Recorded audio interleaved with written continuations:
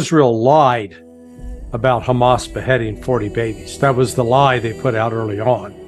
There's absolutely no truth to it. And but if the standard is killing babies, killing toddlers is a heinous crime, which it is, and that then justifies action against a particular country or group of people, then Israel is heaping condemnation upon itself. If those that believe in God and a just God, I can't believe that there will not be some sort of punishment on Israel for this. It's really without cause. It'd be one thing to go out and try to find, root out, kill, capture the Hamas fighters that attacked the Israeli outposts on October, almost a month ago. But that's not what Israel's doing. It's indiscriminate bombing.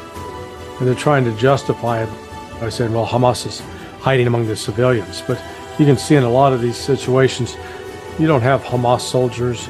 Nobody's out there parading in uniform carrying a firearm. These are civilians. And there is no excuse. What Israel is doing now, it's a little reminiscent of what the United States did in Vietnam, where we napalm villages. That one iconic image of this young girl who had all of her clothing burned off. She's running naked with, terrible second and third degree burns on her body. That started eroding support for the United States around the world. And that's what's happening to Israel. Israel, they may kill a few Hamas people, but they're losing the PR war badly, losing it very badly. It's not an argument, it's facts. It is, you've got two articles now. One was, I posted both of them on my blog at sonar21.com, links to them. The one article by Max Blumenthal, who is Jewish, who draws upon Israeli sources.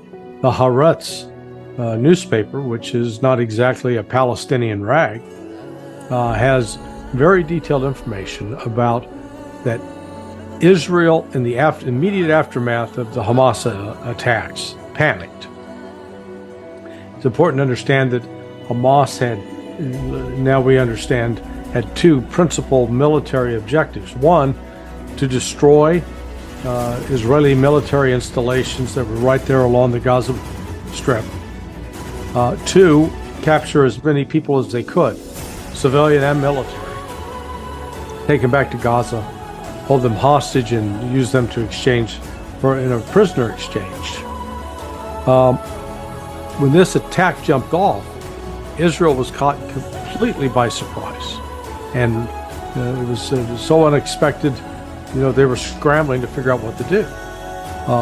When they decided to fight back and to send combat forces and really fixed-wing aircraft and helicopters and some ground forces with tanks, they were indiscriminate in who they shot.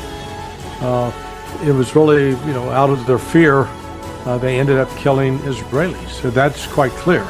So, for example, in some of the kibbutz, one of the kibbutz, or the kibbutzim, the several of them, you see Israeli officers standing in front of piles of rubble where walls had been knocked down. How did those walls get knocked down? Hamas didn't have tanks. Hamas didn't have artillery. Hamas didn't have massive backpacks of explosives to detonate those houses. That's not what was going on. Excuse me. It was Israeli tanks and Israeli aircraft dropping ordnance on those houses, even though they knew that there was Israeli hostages inside, but they were in such a frenzy and fury to kill Hamas fighters that they're willing to incur the civilian casualties and then blame those casualties on Hamas.